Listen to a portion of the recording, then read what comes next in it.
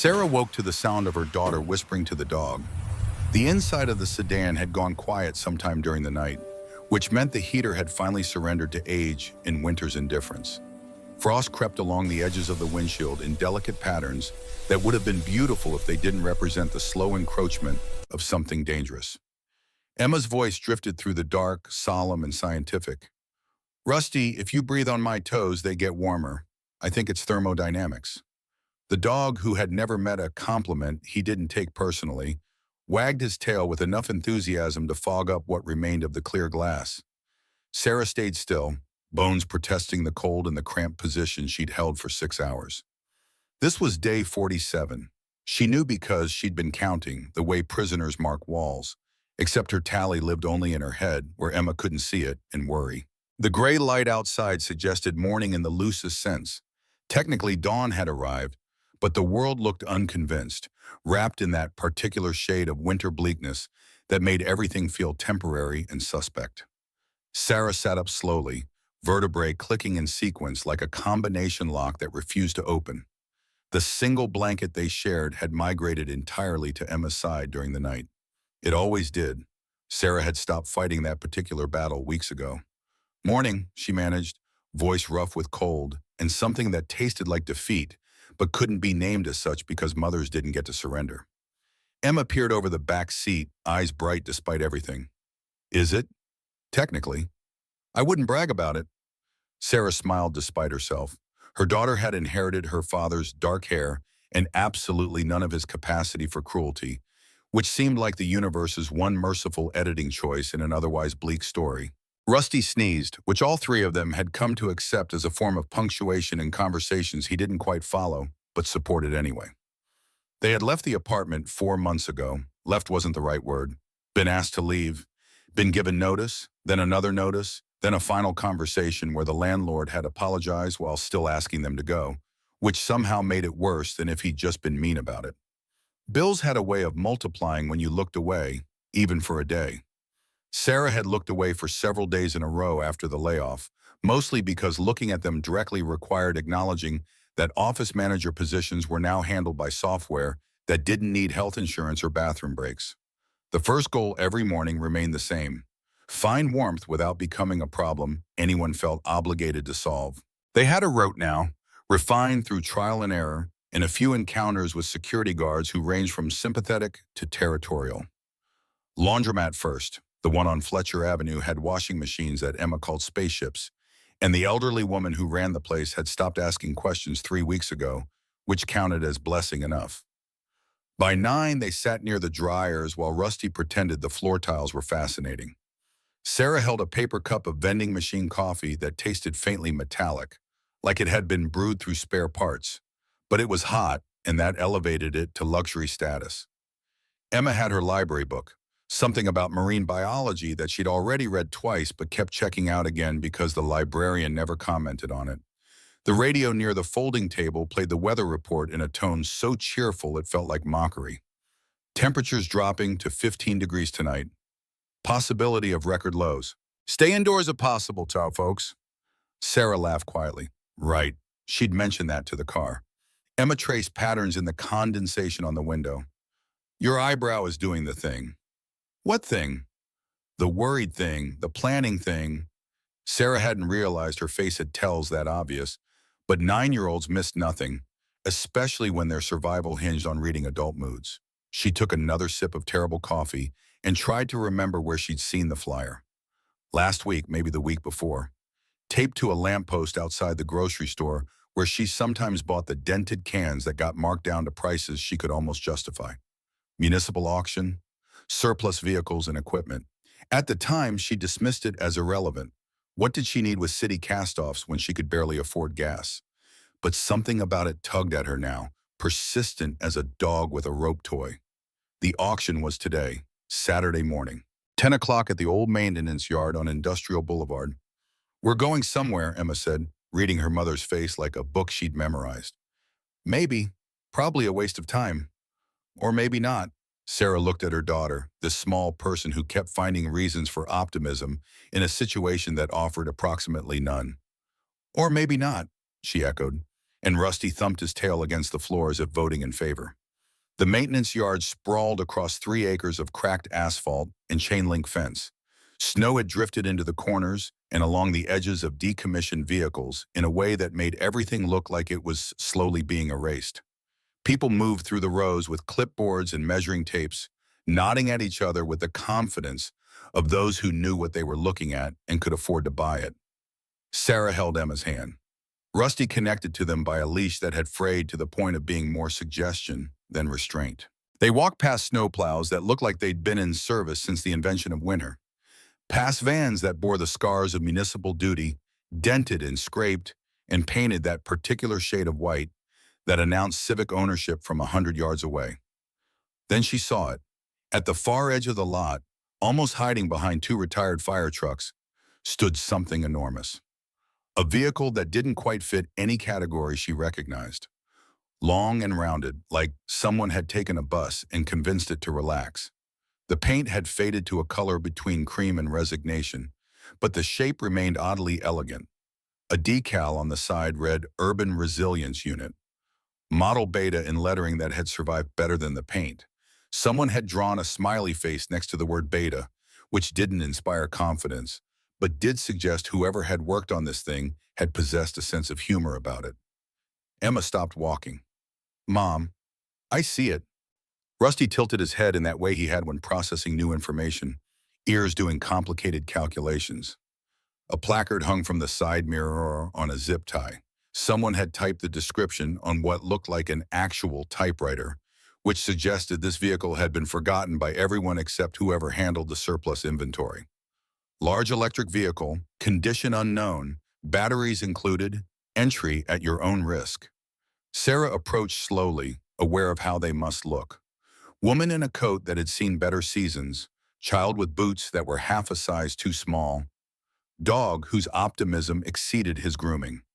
The kind of people who didn't belong at auctions because people at auctions had money to spend on things they didn't strictly need. "Planning to bid on that?"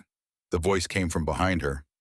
Sarah turned to find a man in an expensive coat, the kind that had been purchased for both warmth and status, achieving both effortlessly. He was 50-ish, with the look of someone who'd spent his life being listened to and had stopped noticing whether people were listening out of respect or fear. "Maybe," Sarah said, defaulting to noncommittal. He gestured at the massive vehicle with a coffee cup that probably cost more than she'd spent on groceries in a month. "You know that thing probably doesn't work, right? Been sitting in storage for who knows how long. Probably cost more to tow it than it's worth." Emma's hand tightened in Sarah's. The man noticed, smiled in a way that wasn't quite friendly, but wasn't actively hostile either. "Hey, it's your money, but might want to look at the smaller items. More practical."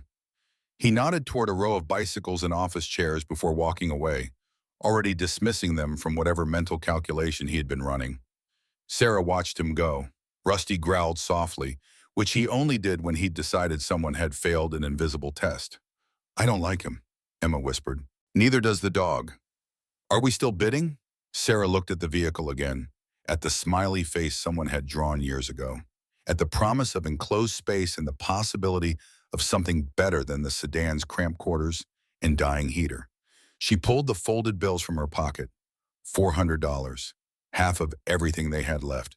The smart choice would be to save it. The smart choice would be to walk away. But smart choices had gotten her exactly here, and here wasn't working. "Yeah," she said, "we're bidding." The auction moved efficiently, each lot announced and sold with a speed that has suggested everyone involved wanted to finish before the cold settled in permanently. The auctioneer wore fingerless gloves and consulted a clipboard that looked older than some of the equipment being sold. When they reached the large electric vehicle, a ripple of amusement moved through the small crowd. Someone laughed outright. A contractor in a tool belt stage whispered to his friend, "Refrigerator with wheels. I'll give you $10 to try and start it." The auctioneer seemed unimpressed by the commentary. "Urban Resilience Unit, sold as is, no guarantees, no warranties. Do I hear 200? Silence. Someone coughed. The man in the expensive coat stood near the back, smirking at his phone. $200, the auctioneer repeated. voice carrying the weight of someone who'd done this too many times to care whether anyone bid or not. Sarah raised her hand. 200. Heads turned. The contractor nudged his friend. The auctioneer nodded without expression. 200. Do I hear 250? Another man, younger, wearing a company jacket, raised his hand. 250.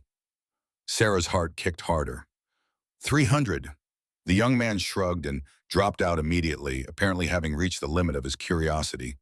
The auctioneer scanned the crowd. 300 going once. Emma tugged Sarah's sleeve. Mom, what if it doesn't work? Then we're $300 poorer and still living in the car. That's not very reassuring. I'm not very good at reassuring lately.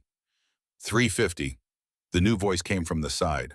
Sarah turned to find an elderly man in coveralls that had been washed so many times the original color was a matter of speculation.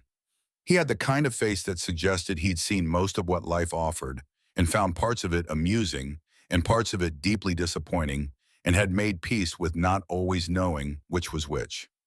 Sarah's stomach dropped. She could go to 400, but that was the absolute limit. After that, they had $443 for guish and food and whatever else the universe decided to throw at them. 400, she said, voice steadier than she felt. The elderly man looked at her for a long moment. Something passed across his face, an expression she couldn't quite read. Then he turned to the auctioneer. I'll match the lady's 400, he said clearly, and I'll pay the difference from my last bid. Confusion rippled through the crowd. The auctioneer frowned. Sir, that's not. She bids 400. I pay 50 to make up my 350. That's how it works when you want someone to win. The elderly man's voice carried the kind of quiet authority that came from decades of being right about things that mattered. The man in the expensive coat had stopped looking at his phone. For a moment, something flickered across his features. Irritation, maybe, or surprise that his morning's entertainment had taken an unexpected turn. But he said nothing, just tucked the phone away and turned toward his truck. The auctioneer looked between Sarah and the elderly man, clearly calculating whether this was worth arguing about. Finally, he shrugged. 400 to the lady, sold. Sarah felt Emma's hand squeezing hers hard enough to hurt. Rusty wagged his entire back half, which was his maximum expression of joy. The elderly man approached as the crowd dispersed, most of them shaking their heads at the odd transaction they'd witnessed. Thank you, Sarah managed. I don't understand why you did that, but thank you. He smiled, and it reached his eyes in a way that suggested genuine warmth rather than pity.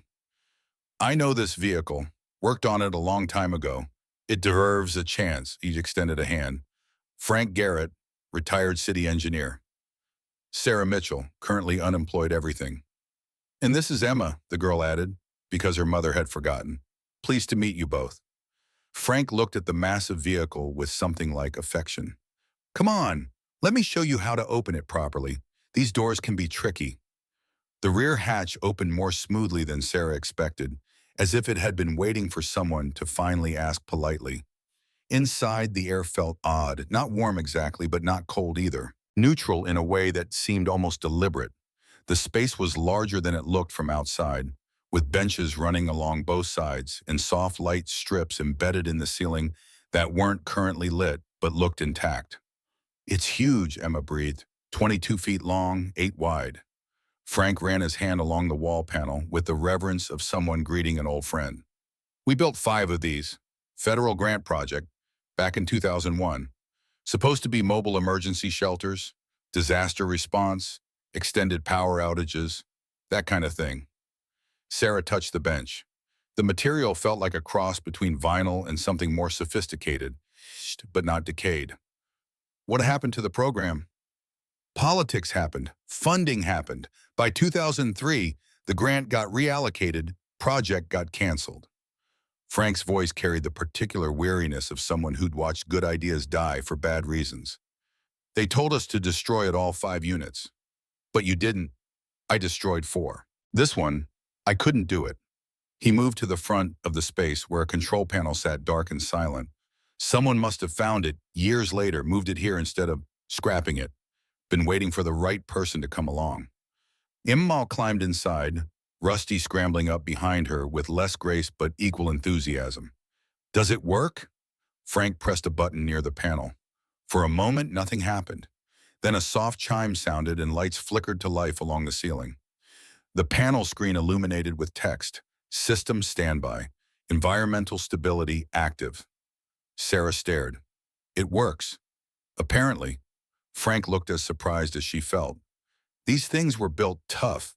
Batteries are probably solar supplemented, meant to last indefinitely with minimal maintenance. He tapped the screen gently. May I come in? There's something you should see. They sat on the benches while Frank showed them the basics. Climate control, lighting, the small storage compartments built into the walls. Everything felt oddly preserved, as if the vehicle had been sleeping rather than abandoned. Emma discovered that one of the benches had a cushion that folded out into a sleeping surface. Rusty discovered that the floor was comfortable and smelled like old rubber and possibilities. The people who designed this, Frank said, voice quiet, they cared about more than just engineering specs. They wanted it to feel like a place people could live, not just survive. There's a difference, right? Sarah felt something crack in her chest, not breaking exactly, more like ice beginning to thaw, painful in its own way. Why did you help me win it? Because that man in the nice coat didn't want you to have it, and I've learned to trust those instincts. Frank smiled. And because I've been watching this vehicle sit in storage for 6 years, waiting for someone who needed it. You needed it. I can't pay you back the $50 right now. Don't want it back. Consider it an investment in hope, which is severely undervalued these days.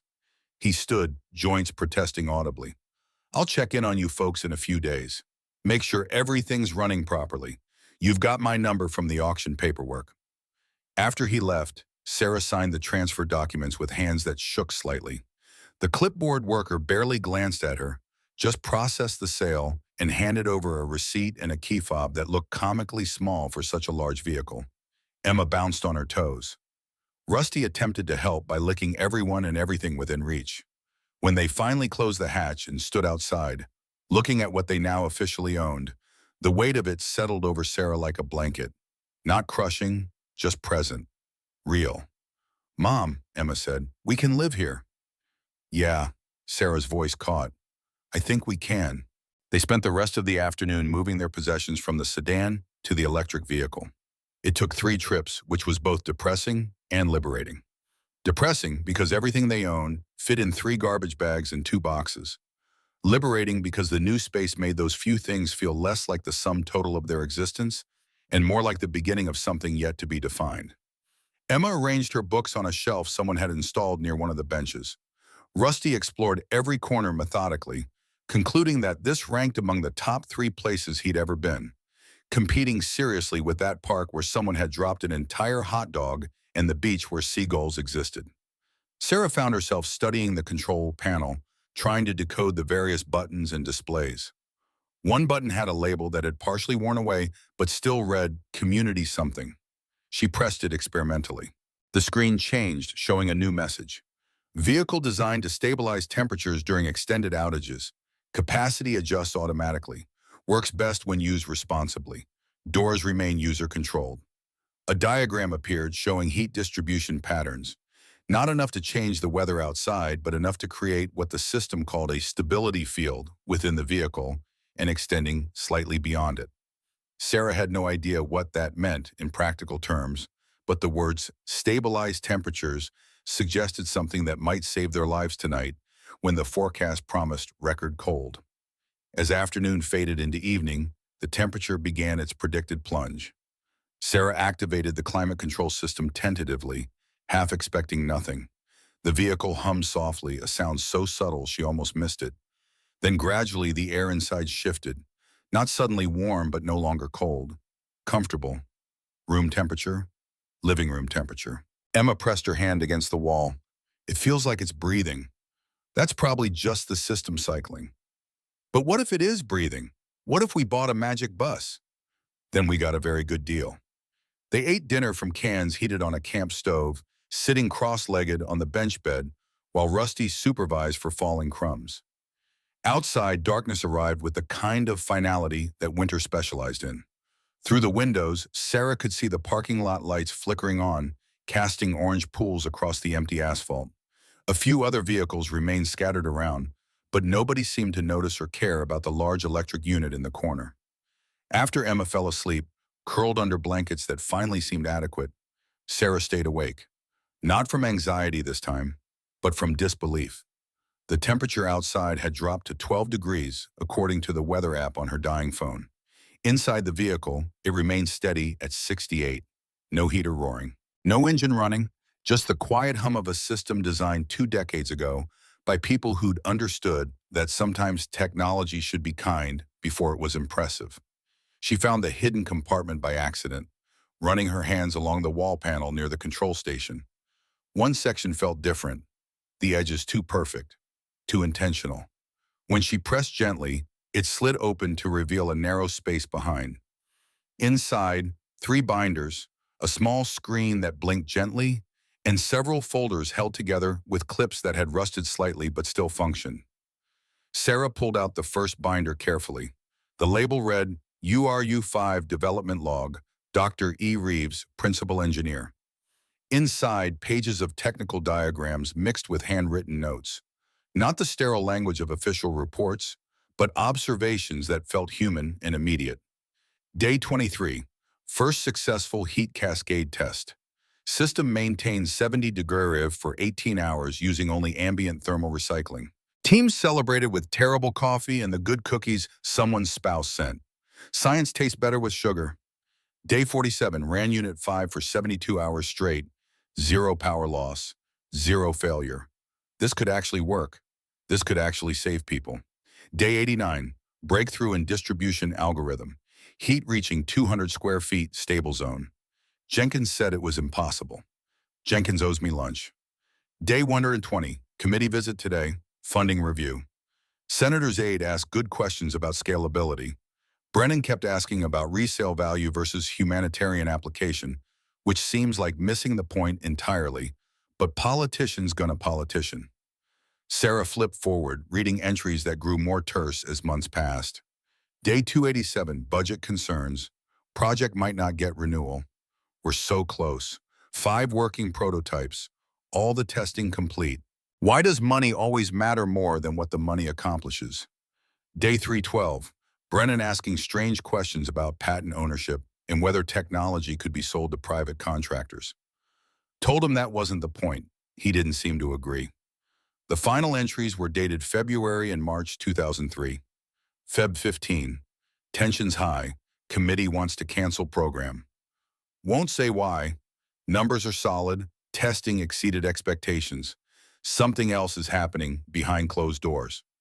March 3rd. Program canceled effective immediately. Orders to destroy all 5 prototypes. No explanation beyond budget reallocation. 23 months of work, millions of dollars, technology that actually works, and they want it erased like it never existed. March 10th, destroyed units 1-4 per orders. Couldn't do it to Unit 5. This one's perfect. This one could keep families safe through disasters, power failures, all the scenarios we designed for. Hiding it in warehouse sublevel, Section D. Falsified destruction report. If they ever find out, I'm finished. But I can't destroy something that could save lives just because paperwork says so. The final entry was dated March 15, 2003. If anyone finds this vehicle in these logs, use it the way it was meant to be used. Keep people warm, keep them safe, keep families together. Technology should serve humanity before it impresses anyone. That was supposed to be the whole point. If you're reading this, it means the system didn't destroy everything good. That means there's still hope. Take care of Unit 5. It'll take care of you. Dr. Elena Reeves, P.S. The technology is called Heat Cascade Module. It recycles ambient thermal energy, amplifies it through phase transition dynamics I won't bore you with here. Free heating forever, essentially, if you treat the system with respect. Patent is mine personally, not the government's. I made sure of that before everything went sideways. Legally speaking, whoever owns this vehicle owns the world's only working prototype of something that could change how we help people in crisis. Use it wisely. Sarah closed the binder carefully and sat in silence. Outside, the wind picked up, rattling against the vehicle's exterior.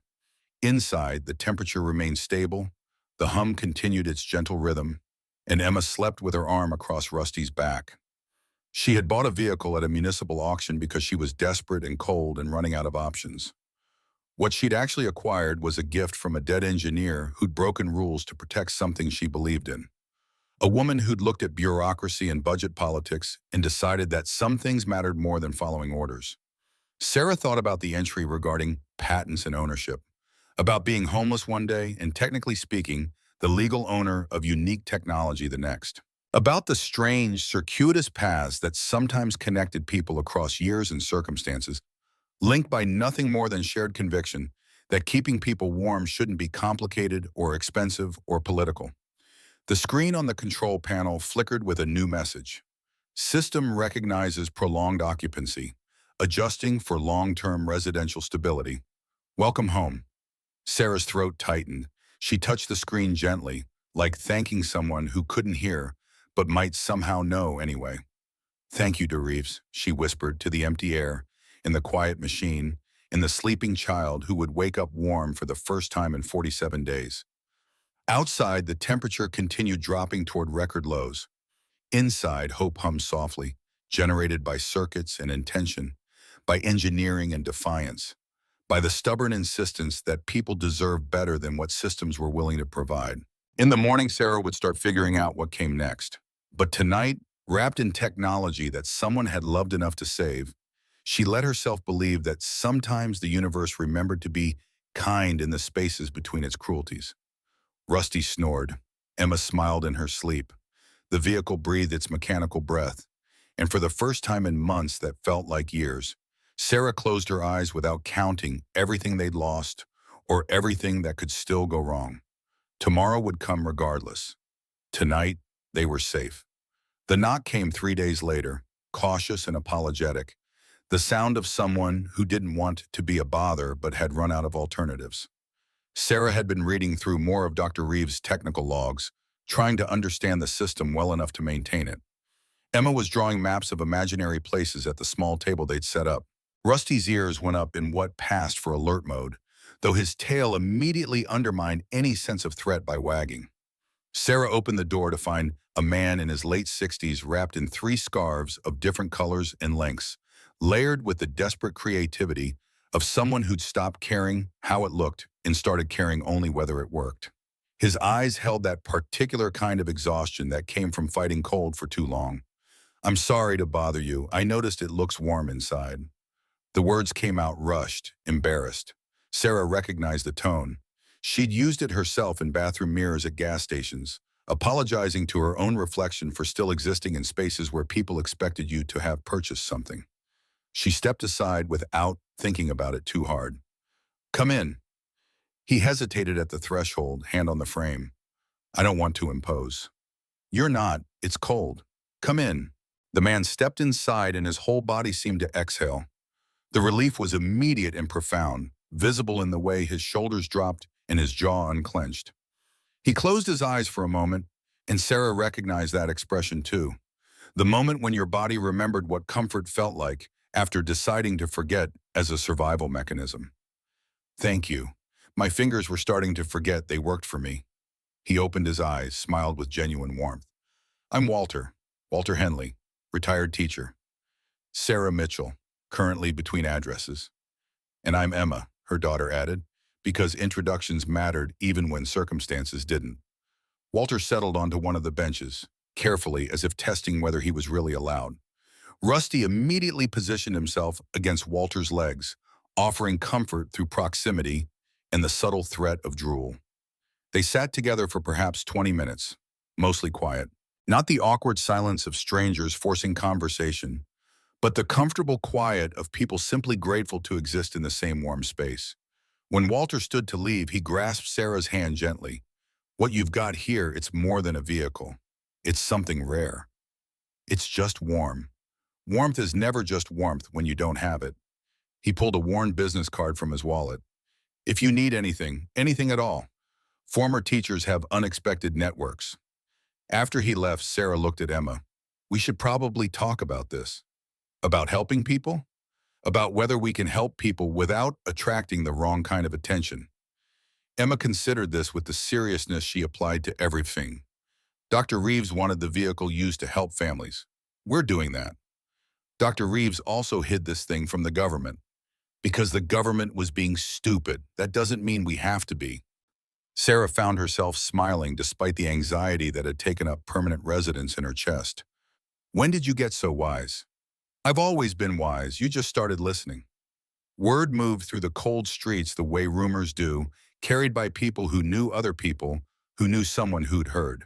The warm bus, they called it, though Sarah tried explaining repeatedly that it wasn't a bus in any traditional sense.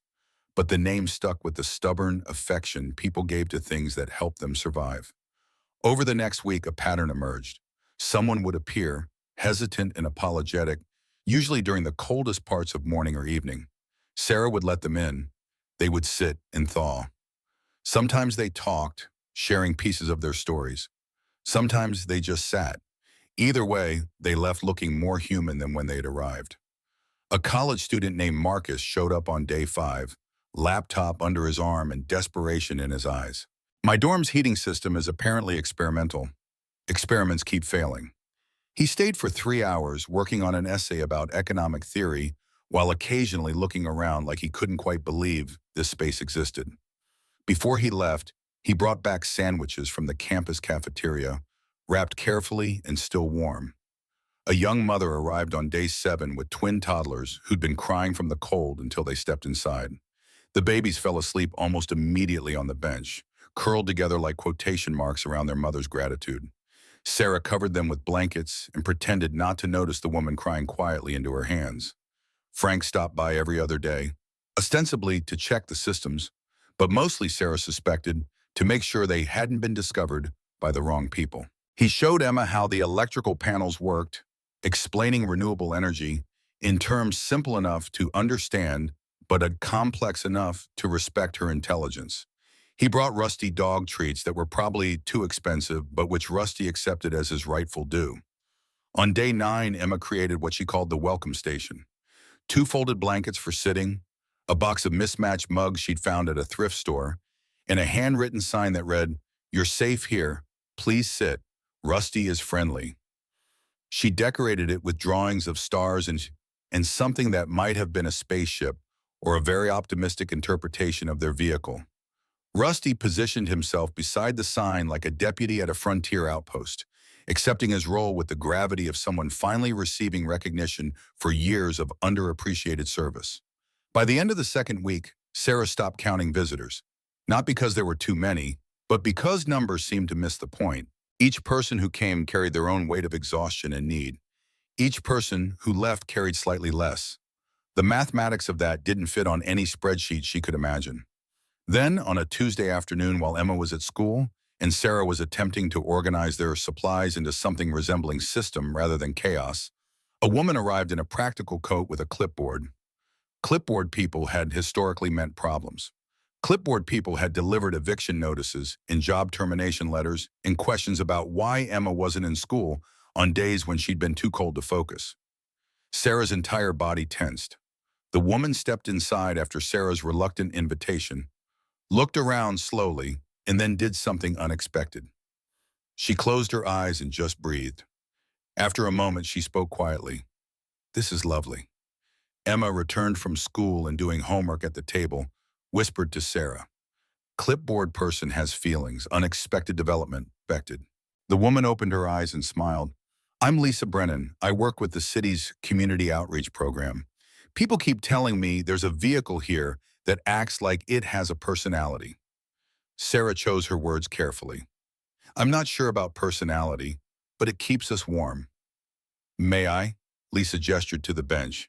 They sat while Lisa explained that her job involved finding creative solutions to problems the city didn't have budget to solve conventionally.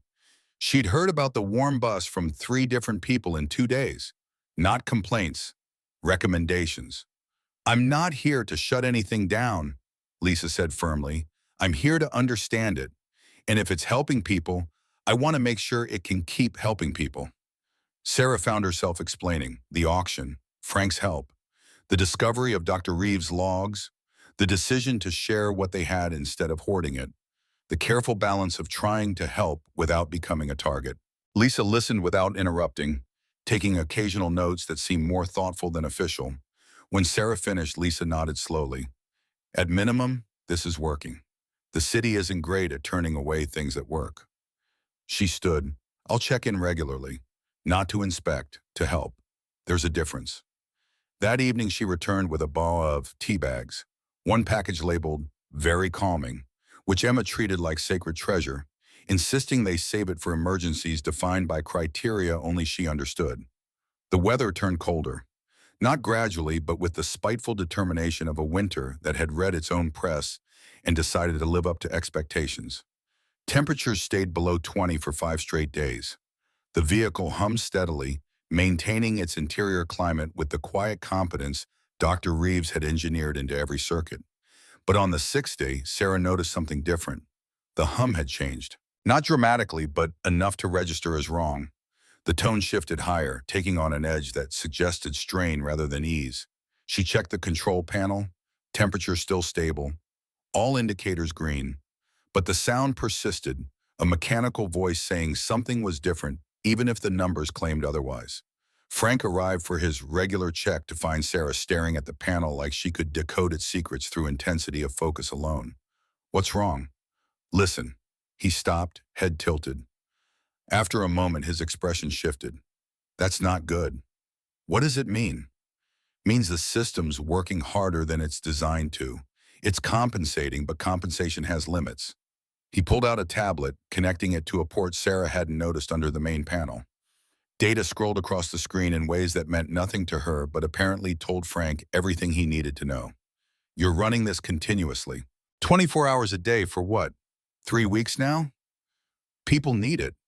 I understand that, but it wasn't designed for constant operation. It was meant for emergency use. Days, not weeks. Definitely not indefinite. He showed her the screen. See these temperature differentials?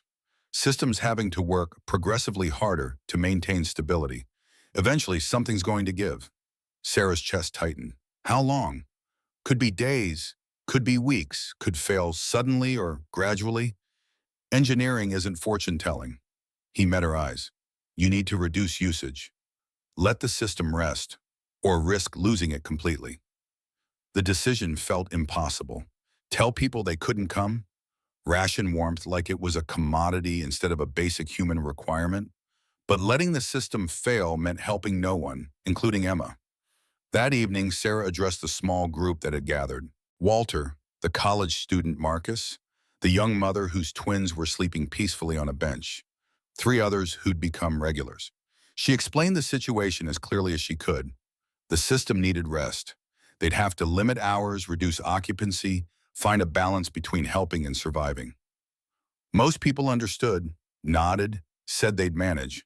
But one man, someone Sarah didn't recognize who'd shown up 2 days ago and stayed longer than anyone else, stood abruptly. So you're rationing kindness now? Deciding who deserves warmth and who doesn't? I'm trying to keep the system working so it can help anyone at all. Sounds like excuses people with resources make when they don't want to share. He left, door slamming hard enough to rattle the windows. In the silence that followed, Walter spoke quietly. He's scared. Fear makes people unfair. Sarah sat down heavily. Emma climbed onto the bench beside her, pressing close. Rusty put his head on Sarah's knee with the solemnity of someone offering condolences at a funeral. We'll figure it out, Emma said. We always do. Sarah wanted to believe that, wanted to trust that solutions appeared when needed. But exhaustion made optimism difficult, and the vehicle's strained hum provided constant reminder that generosity had mechanical limits. Frank returned the next morning with Marcus Wade, who Frank introduced as the current city infrastructure manager. Marcus had the tired eyes of someone fighting bureaucracy while trying to fix things that mattered, a battle that rarely went well for the things that mattered. Marcus spent an hour examining the system, asking questions that demonstrated both technical knowledge and genuine concern. When he finished, he sat across from Sarah with the expression of someone about to deliver news that wasn't simple enough to call good or bad. This technology is remarkable. Reeves was apparently a genius who got buried under politics. The heat cascade system is elegant, efficient, and about 20 years ahead of what most municipalities have today. He paused. It's also overworked. Frank's right. You need to either reduce usage significantly or risk permanent failure. Can you fix it? Fix? No, but I might be able to help repair it if components fail. And he glanced at Frank. I'd like to document this, with your permission. Submit findings to city engineering. If we could understand how Dr. Reeves solved the efficiency problems that plague modern heating, we could potentially replicate this for emergency shelters, low-income housing, disaster response. Sarah heard the opportunity beneath the careful words. Also heard the risk. Documentation means attention. Attention means people asking questions about how I got it and why I'm using it this way. Probably yes, but it also means potential city support, resources, maybe even repairs we can't fund privately. Marcus leaned forward. I can't promise anything. Government moves slow and often in the wrong direction. But this technology could help thousands of people if we can study and reproduce it. Isn't that what Dr. Reeves wanted? Emma, who'd been listening from her homework corner, spoke up. She wanted families kept together. She wanted people warm. Marcus nodded. Exactly. And right now, this is the only working system in existence. If we lose it, we lose the blueprint for everything else. Sarah thought about the entries in Dr. Reeves' log, the frustration with bureaucracy, the defiance in hiding the vehicle rather than destroying it. The final note? Use it wisely. Okay, document it, but I stay involved. This doesn't become city property, it stays ours. Agreed, I'll draft something formal. Partnership, not seizure. He left with promises to return, and Sarah tried not to think about how many promises had evaporated between making and keeping. But Frank's presence felt steadying, and Lisa showed up that afternoon to say she'd run interference on the political side, which Sarah didn't entirely understand but appreciated anyway. 3 days later, a local news van appeared in the parking lot. Sarah's first instinct was to hide, pretend they weren't there. But the reporter, a young woman with persistent kindness in her voice, had already spotted Emma playing with Rusty outside. Are you the family with the warm bus? I'd love to do a story. What kind of story? The good kind. People helping each other, community forming in unexpected places. We need more of those stories. The reporter smiled. I'm Jennifer.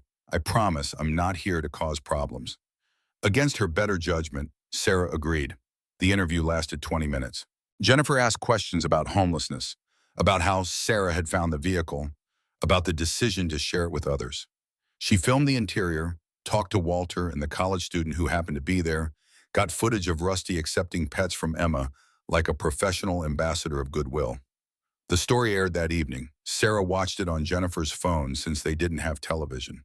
The segment ran 4 minutes, positioned between weather and sports. The tone was gentle, humanizing. Local mom turns surplus vehicle into community warming center. More after this. The response came in waves. First online, comments and shares multiplying faster than Sarah could track. Then practical, donations appearing at the vehicle's location. Cash in envelopes, gift cards, supplies. Strangers who'd seen the story stopped by to say thank you or bring blankets or just acknowledge that they'd noticed. But attention was a fire that warmed and burned simultaneously. Within 2 days, Sarah started seeing the other responses. Online comments questioning legality, safety, whether this was really helping or just enabling homelessness. One local politician mentioned in a radio interview that unregulated shelters posed liability concerns, though he didn't mention Sarah or the vehicle specifically. Lisa called. I saw the story. It's getting traction. I noticed. Some of it's good, some of it's complicated. Cities getting questions about permits, regulations, whether you're operating illegally. Am I? Technically, gray area. You own the vehicle. People visit you. That's legal. Running an unlicensed shelter? Less legal, but you're not running a shelter. You're living in a vehicle and being generous. The distinction matters, but it's thin. Sarah felt the walls closing incrementally. What should I do? Keep doing what you're doing. I'll handle the politics. Just be prepared. Once things get official attention, they rarely go back to being unofficial. That night, while Emma slept and Rusty snored, and the system hummed its strained hum, Sarah reread Dr. Reeves' final log entry. Use it wisely. She tried. But wisdom apparently required navigating systems more complex than thermodynamics.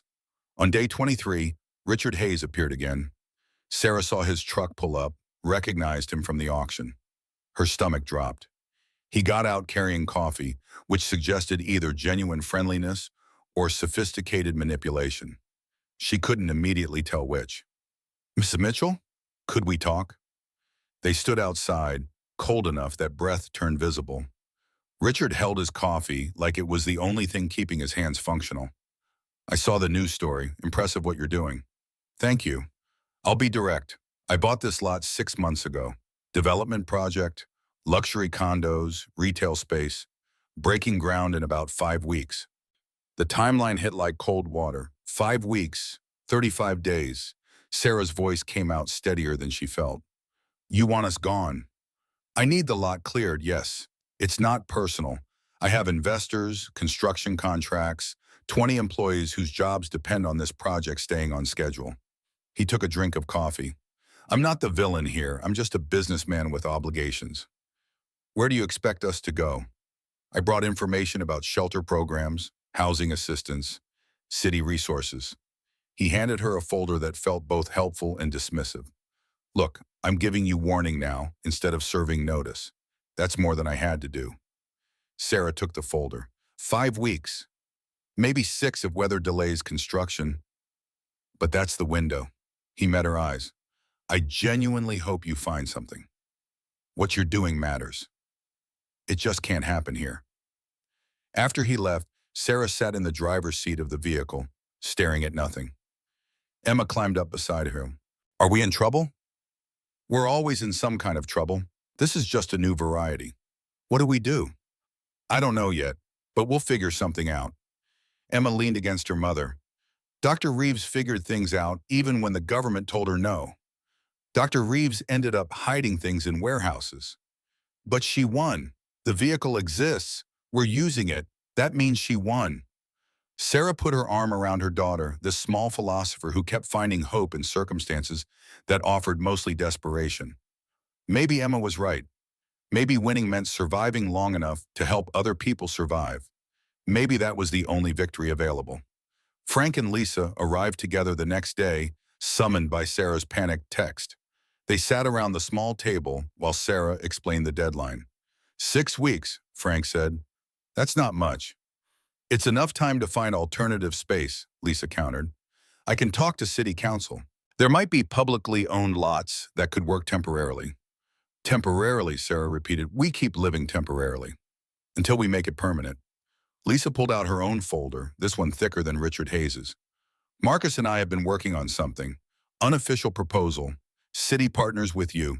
We provide space, utilities, official sanction. You manage the program. We study the technology, work toward replicating it. In exchange for what? Access to the system for documentation, your expertise operating it, and, Lisa hesitated. Partnership means oversight, regular reports, safety inspections, bureaucratic requirements. Sarah felt the weight of it. Freedom traded for stability. Independence exchanged for security. The math never worked out clean. Let me think about it. Over the next week, the situation evolved faster than Sarah could process. The news story got picked up by other stations. Social media amplified the narrative. Homeless mom creates warming center. Support poured in alongside criticism. Donations accumulated. So did questions from city officials about permits, liability, regulations. Then, inevitably, came the petition. Walter showed up one morning with a tablet showing an online document. We started this yesterday. Community members who've used the warm bus, people you've helped, they're asking city council to provide you with protected space. Sarah scrolled through names, many she recognized, stories attached to each signature. This woman kept my babies warm. This place saved my life during the cold snap. Sarah Mitchell represents what community should mean. By evening, 200 signatures existed. By the next morning, over 400. The petition asked formally for the city to enter partnership with Sarah, provide permanent location, and support the program as emergency community resource. Lisa called. Council is scheduling an emergency session. They're calling it Community Resilience Initiative Review. You'll need to testify. I don't know how to testify. You know how to tell the truth. That's all testimony is. The council chamber felt too large and too official, all wood paneling and procedural gravity. Sarah sat in the front row with Emma beside her and Frank behind her like a steadying hand she couldn't see but felt anyway. Rusty had been left with Lisa, deemed insufficiently formal for municipal proceedings despite his excellent character. The chamber filled slowly. Supporters clustered on one side. Walter, the college student Marcus, the young mother with her twins, others who'd found warmth and wanted to acknowledge it. On the other side, people Sarah didn't recognize. Property owners, business advocates, citizens who believed in regulations and proper procedures. Richard Hayes sat in the middle, alone, expression unreadable. The council members filed in, 7 of them, ranging from genuinely interested to performing interest for cameras. The chairwoman called the session to order with the bored efficiency of someone who'd done this too many times. Item 47C, Community Resilience Initiative. Ms. Mitchell, you're recognized. Sarah walked to the podium on legs that felt uncertain of their purpose. She'd prepared remarks, written them out at Lisa's suggestion, but looking at them now, the words seemed simultaneously too formal and too desperate. She folded the paper and spoke without it. My name is Sarah Mitchell. 4 months ago, I lost my job. 2 months after that, I lost my apartment.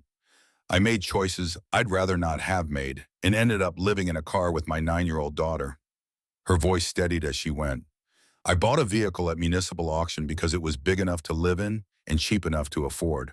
What I found was something one of your city engineers had hidden 20 years ago because she believed technology should help people before it impressed anyone. She told them about Dr. Reeves, about the lays in the defiance and the faith that eventually someone would use the vehicle the way it was meant to be used, about the first person who knocked asking for warmth, about the decision to share what little they had. I'm not running a business. I'm not trying to replace shelters or services. I just opened my door because I remember what it feels like when every door closes. She looked at the council members. The technology in that vehicle could help thousands of people if someone studies it, replicates it, uses it the way Dr. Reeves intended. All I'm asking is space to keep doing what we're doing while you figure out how to scale it. She sat. Emma grabbed her hand, squeezed hard. The chairwoman nodded. Mr. Hayes, you're recognized. Richard stood, moved to the podium without notes or hesitation. I respect what Ms. Mitchell has accomplished. Genuinely. But respect doesn't change property law or contractual obligations. He explained his development project, the investments, the timeline. I have no problem with this program continuing. I have a problem with it continuing on land I purchased legally and need for legitimate business purposes. The chairwoman interrupted. So you're not opposing the program itself, just at the current location? Correct. Find her alternative space within my construction timeline, and I'll even donate to the program. Marcus Wade stood. May I speak? Permission granted, he approached the podium with tablet in hand. I'm the current city infrastructure manager. I've examined Ms. Mitchell's vehicle. The heat cascade system represents breakthrough technology in energy efficiency. Dr. Reeves' work was decades ahead of its time. He showed data, efficiency charts, potential applications. If we partner with Ms. Mitchell, document this system, we could build emergency warming stations throughout the city. We could revolutionize how we respond to cold weather crises. He outlined a proposal. City provides space at community center lot. Better location, official utilities, permanent arrangement. Sarah manages daily operations. Engineering team studies the technology. Pilot program for 6 months with option to expand. This isn't about one vehicle or one family. It's about proving we can use innovation to serve people who need it most. The chairwoman called for questions. Council members asked about tests, liability, precedent. Marcus and Lisa answered with the practiced efficiency of people who'd anticipated every objection. The questions went on for 40 minutes, circling around politics and budgets and regulations until Sarah felt her attention sliding away from meaning. Finally, the chairwoman called for council vote. All in favor of approving the Community Resilience Pilot Partnership as outlined? 6 hands rose. 3 stayed down. Enough. Motion passes. Ms. Mitchell, the city will contact you within 48 hours to formalize arrangements. Mr. Hayes, we appreciate your flexibility. If there's no further business. But Sarah barely heard the rest. Emma was crying quietly, relief spilling out in ways pride couldn't contain. Frank's hand settled on Sarah's shoulder, steady and warm. Across the room, Walter caught her eye and nodded, teacher acknowledging student who'd learned something neither of them could have predicted teaching. Richard Hayes approached as people filed out. No hard feelings? None I can afford to keep. He smiled slightly. Fair enough, and I meant what I said. I'll donate to the program. Make sure you follow through. Over the following days, papers were signed. Lawyers reviewed language nobody fully understood, but everyone pretended made sense. The vehicle was relocated to a covered space at the community center, positioned near utilities and officially sanctioned. Frank supervised the move, ensuring no damage to systems Dr. Reeves had built to last. The new location felt both better and more exposed. Better because legitimate. More exposed because legitimacy meant visibility, and visibility meant accountability in ways that hiding hadn't required.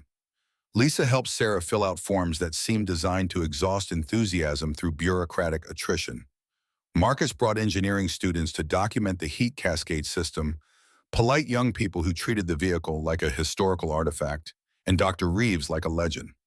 Emma decorated the new space with drawings, creating continuity between the old location and this one. Rusty approved of everything, which was his default setting for life. On their first official night at the new location, Sarah stood outside looking at the vehicle that had become less vehicle and more symbol. Behind her, the community center glowed with activity. In front of her, their home hummed with the patience of technology that had waited decades to fulfill its purpose. Frank joined her, 2 coffee cups in hand, both terrible. You did it. We're not done yet. Never said you were, but you survived the middle part. That counts. They stood in silence, watching steam rise from coffee that tasted like disappointment but felt like victory anyway. Inside, Emma called out that dinner was ready, which meant canned soup heated on their camp stove but eaten at a table in a space that couldn't be taken away by landlords or developers or systems that forgot people mattered more than paperwork. Sarah went inside. The door closed behind her. The vehicle hummed its mechanical song. And somewhere in the mathematics of thermodynamics and human resilience, Dr. Reeves' faith in future strangers proved itself correct one more time. The apartment felt wrong at first, too much space distributed in ways that made Sarah nervous about filling it correctly. 2 bedrooms, actual bedrooms, with doors that closed and walls that didn't also serve as vehicle siding. A kitchen with a stove that worked through mysterious forces called natural wine rather than camping fuel. Windows that looked out at trees instead of parking lots. Emma stood in the center of what would be her room, arms spread, turning slowly. I can't touch both walls at the same time. That's generally considered a feature. It feels too big, like I'll get lost. Rusty had no such concerns. He moved through the space claiming territory with the confidence of a conqueror who'd finally received proper real estate. The balcony particularly pleased him, offering elevated observation of a courtyard where squirrels made tactical errors. The apartment came through the city partnership, subsidized housing lottery that Lisa had somehow manipulated in their favor through bureaucratic sorcery Sarah didn't question. $62,000 per year as program director, Community Resilience Initiative. The salary felt obscene until Sarah calculated what they'd been living on and realized she'd simply forgotten what adequate looked like. Frank helped them move in, which meant carrying 3 boxes and offering commentary on door hinges. Good hardware. These'll last another 20 years. You evaluate everything by lifespan? Comes with the engineer territory. We think in decades while everyone else thinks in quarters. Lisa arrived with towels, which hadn't occurred to Sarah as necessary until she saw them. Basic inventory. City purchasing has budget for this, may as well use it. Marcus appeared that afternoon carrying folders that explained Sarah's job in bureaucratic detail that managed to be simultaneously comprehensive and incomprehensible. Her role involved managing daily operations at the vehicle, which she'd already been doing, but now with paperwork, coordinating with city services, monthly reports, safety protocols, community outreach. Sounds like government found a way to make helping people complicated. Marcus smiled without disagreement. Government excels at that, but it also means legitimate funding, insurance, legal protection, trade-offs. The official formalization happened on a Tuesday that felt deliberately ordinary. Sarah signed contracts at a city office decorated with motivational posters that mostly motivated despair. Lisa countersigned as department liaison. Marcus witnessed as technical advisor. Somewhere in the stack of papers, Sarah agreed to things she didn't fully understand but trusted weren't designed to destroy her. Frank had insisted on coming despite it being his physical therapy day. Missed too much history already, not missing this. Afterward, they ate lunch at a diner that served breakfast all day, which Emma considered proof of societal advancement. Frank ordered pancakes with the enthusiasm of someone who'd earned complex carbohydrates through decades of good behavior. Between bites, Marcus cleared his throat with the awkwardness of someone preparing to say something important sideways. There's something else. Legal thing. I had our city attorney research patent law. Sarah's coffee suddenly tasted more bitter. Why? Dr. Reeves held personal patent on the heat cascade technology, not government patent, hers specifically. We found documentation. She filed in 2001, kept it current through 2018. Okay. When she died with no heirs, patent entered probate with her estate, orphaned intellectual property.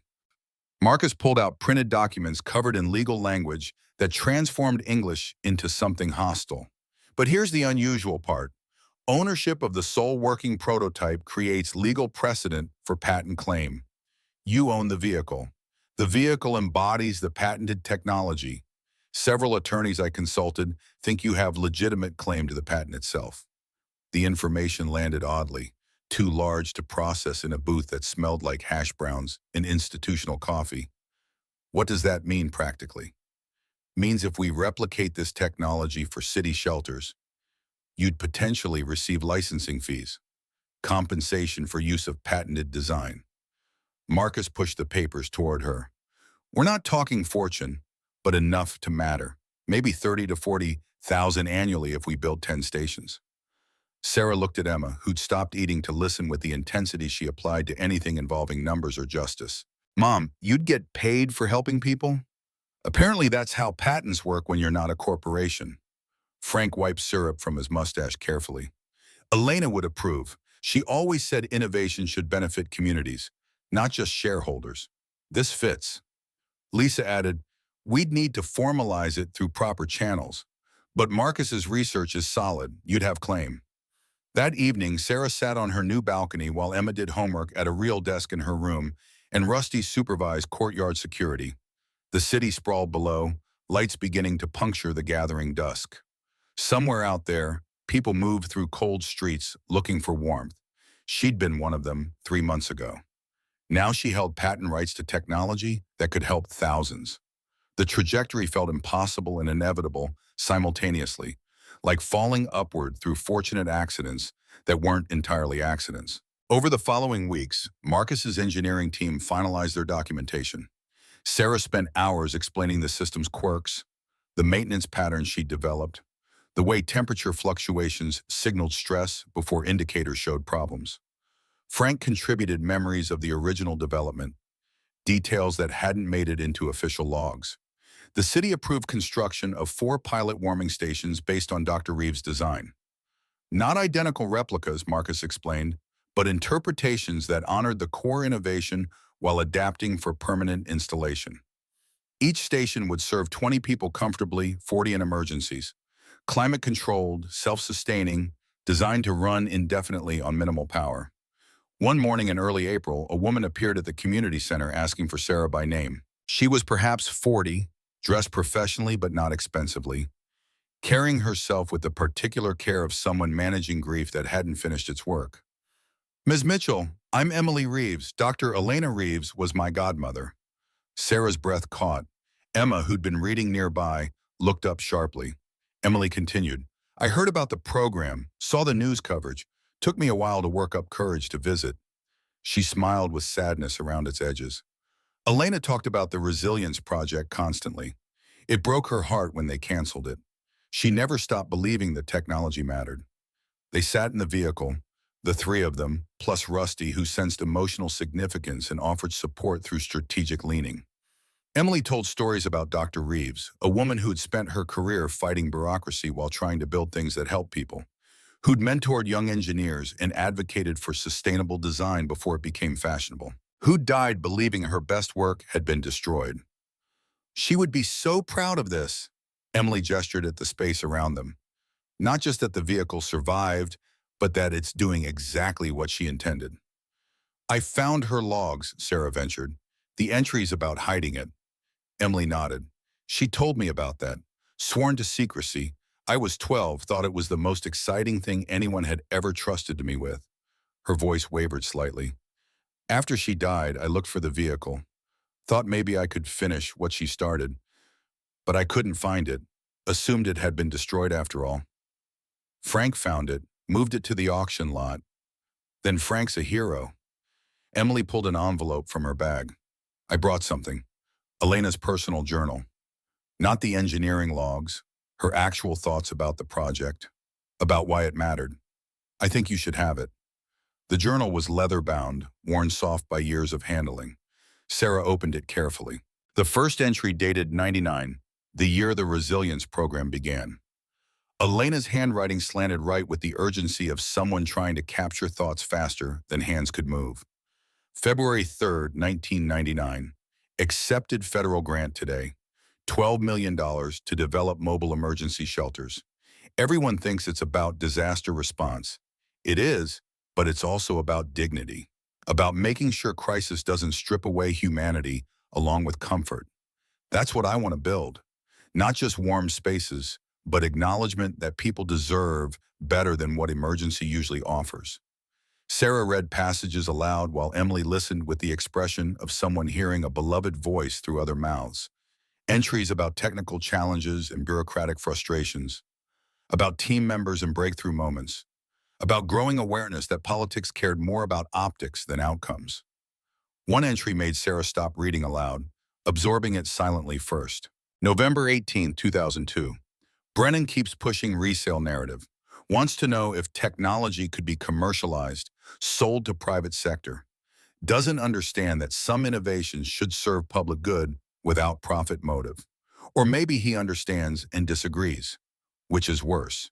I'm worried he'll find a way to kill project if it can't be monetized. Need to protect the work somehow.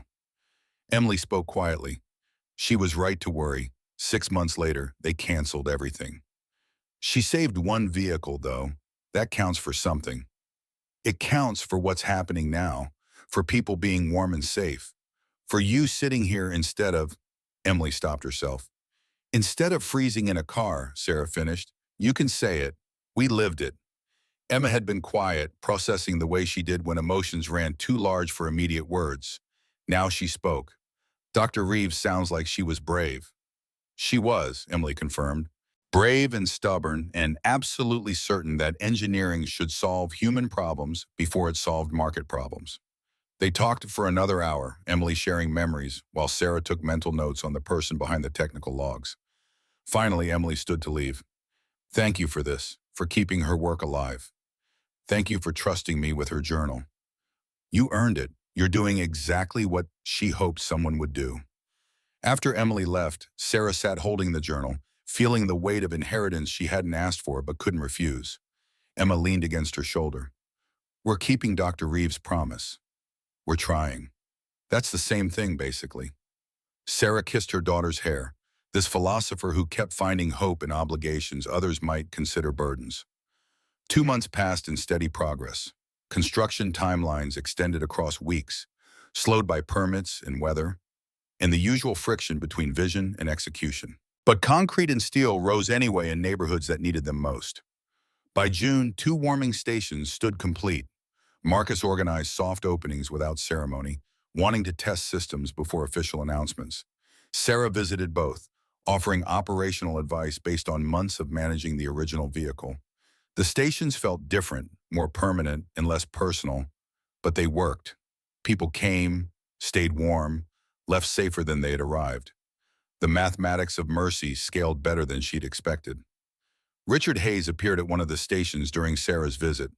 She tensed automatically before remembering he'd promised support rather than opposition. Impressive, he observed, looking around at the efficient space. Your prototype's getting children. Dr. Reeves' prototype. I'm just the keeper. Keeper who figured out how to turn it into public infrastructure. Don't diminish that. He handed her an envelope. Donation as promised, 10,000. Use it however the program needs. Sarah took the envelope, surprised by the weight of it. Thank you. I'm also donating office space in my new building, opens next month. Ground floor unit, 1,500 square feet. Figured you could use administrative headquarters as the program expands. Why? He considered the question seriously. Because I spent 40 years building things for profit, made good money, helped economy, employed people, all legitimate. But watching what you've built reminded me that sometimes the goal should be impact instead of income. Call it late life education. They shook hands, formerly opposed parties, now cautiously allied through shared recognition that helping people transcended property disputes. Summer arrived with the aggressive optimism only June could muster. The vehicle saw less use as temperatures rose, but community gatherings continued. Walter organized movie nights, projecting films onto the inner wall. Emma hosted book clubs for children her age, discussing stories with the seriousness of scholars who hadn't yet learned cynicism. Sarah spent her days managing a program that grew faster than systems designed to contain it.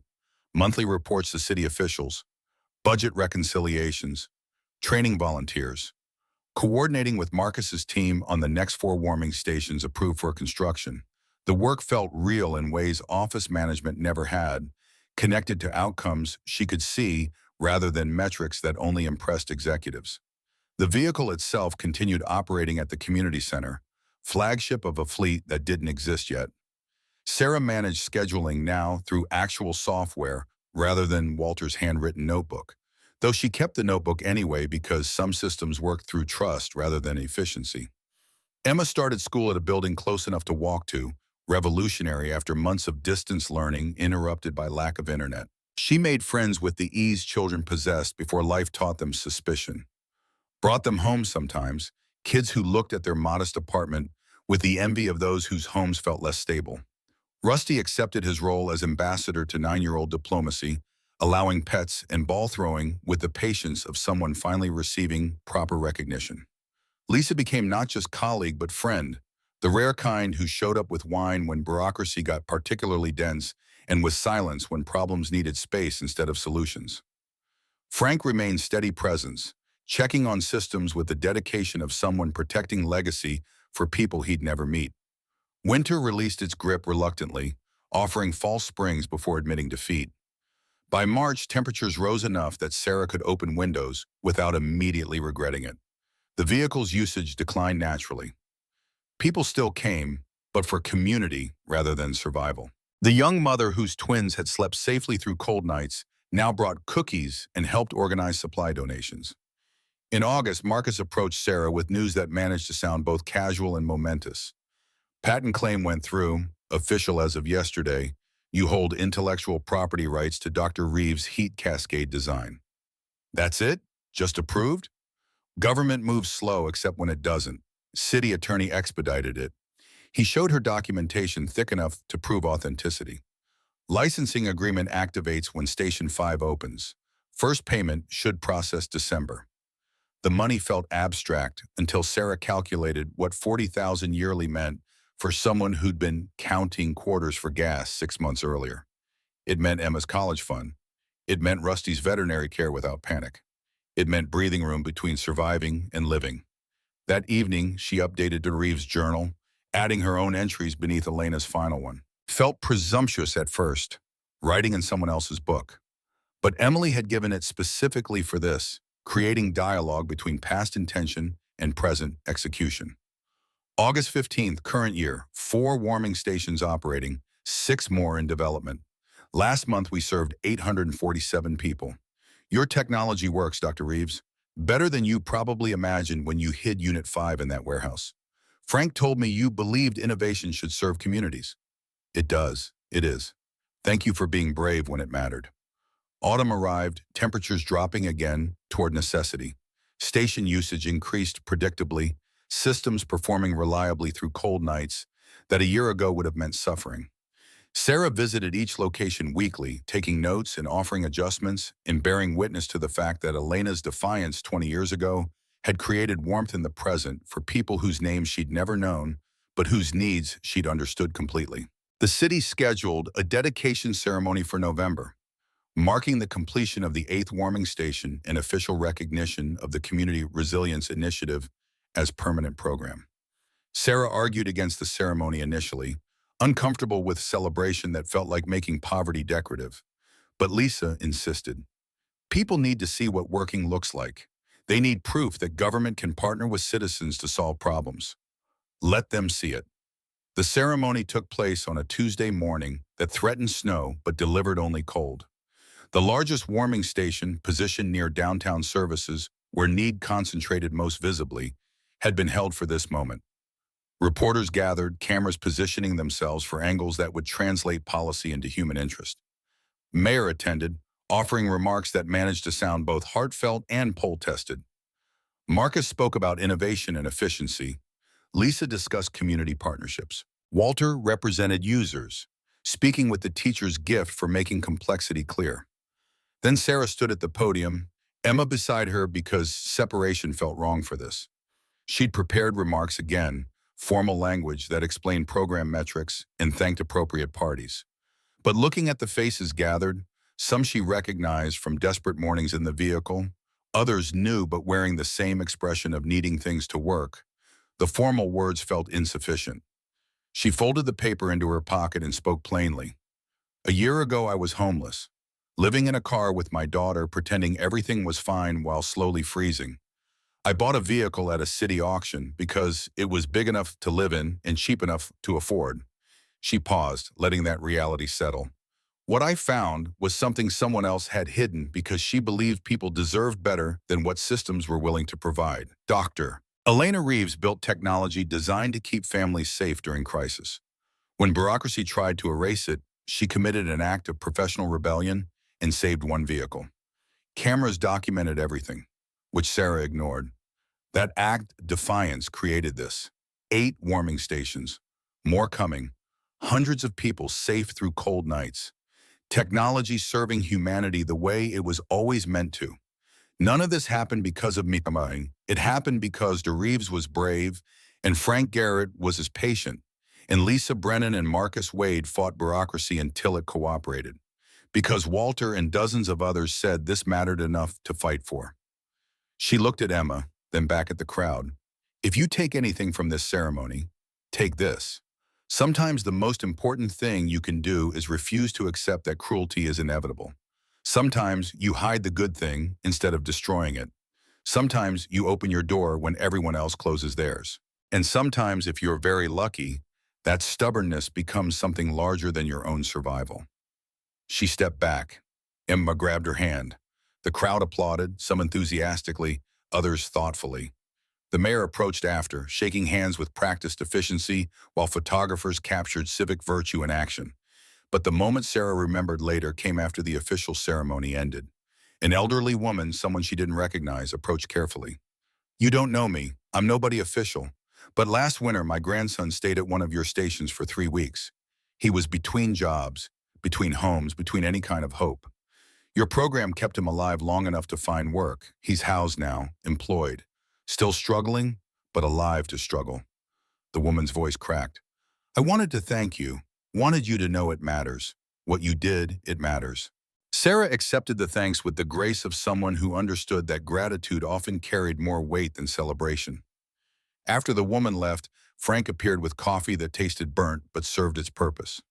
Elena would have hated this ceremony, he observed. Probably.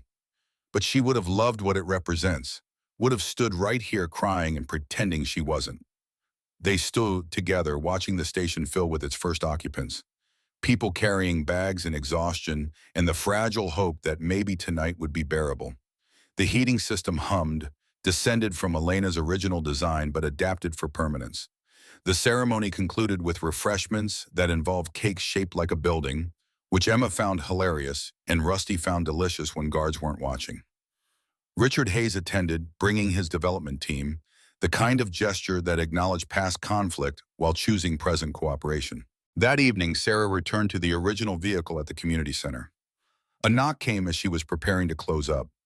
A young woman, maybe 25, stood outside holding a toddler bundled against the cold. Her eyes carried exhaustion Sarah recognized from mirrors. "Excuse me, is this the place? The warm place?" Sarah stepped aside. "Yes, come in." The woman entered cautiously, child clutched tight. "I'm Jennifer. This is Lucas. We've been in my car for 2 weeks. The shelters are full, and he keeps crying from the cold. And I just—" Her voice broke. Sarah helped her settle onto the bench, wrapped blankets around them both. Lucas stopped crying almost immediately, the warmth performing its quiet miracle. Jennifer closed her eyes, tears sliding silently. "I know exactly how you feel. I was where you are 6 months ago." "How did you get out?" Sarah pulled out Lisa's card. "This coordinator will connect you with housing assistance, services, everything available. It's not perfect, but it's something." Jennifer took the card like it was precious rather than paper. "Will it work? Does this actually help?" Sarah thought about bureaucracy and luck and the thin line between catastrophe and survival. About Elena's defiance and Frank's patience and all the small acts that accumulated into something larger than their parts. It doesn't fix everything, but it's better than nothing, and sometimes better than nothing is enough to build on. When Jennifer left with Hope and Lisa's card, Sarah pulled out Dr. Reeves' journal one last time. November 7th, current year. Met Jennifer today. Young mother, homeless, scared. Saw myself in her eyes. The cycle continues, but now there's infrastructure to catch people when they fall. 8 stations operational. Your rebellion succeeded, De Reeves. Your refusal to accept that compassion was optional, created a system that remembers people matter. Thank you for hiding Unit 5. Thank you for believing someone would find it and use it right. We did. We are. We will. She locked up and walked home through streets that were cold but no longer threatening. The warming stations aglowed across the city, small lights against large darkness. Not enough to eliminate suffering, but enough to make survival possible while working towards something better. Sarah reached her building, climbed stairs to the second floor, unlocked the door to stability she'd stopped expecting but learned to trust. Emma called out greeting. Rusty barked welcome. Warmth enveloped her, different than the vehicle's engineered comfort, but connected to it through the thread of believing that better was possible even when circumstances suggested otherwise. She was home. They were safe. And tomorrow more people would be safe because Elena had been brave and Sarah had been desperate enough to buy a strange vehicle and generous enough to share what she'd found. The light stayed on, it always would. That was the promise, the stubborn insistence that some things mattered more than convenience or profit or bureaucratic preference. And sometimes if you refused to destroy the good thing, someone found it eventually and used it exactly as intended. It was enough. And enough, Sarah had learned, was its own kind of victory when you'd survived on nothing long enough to recognize the difference.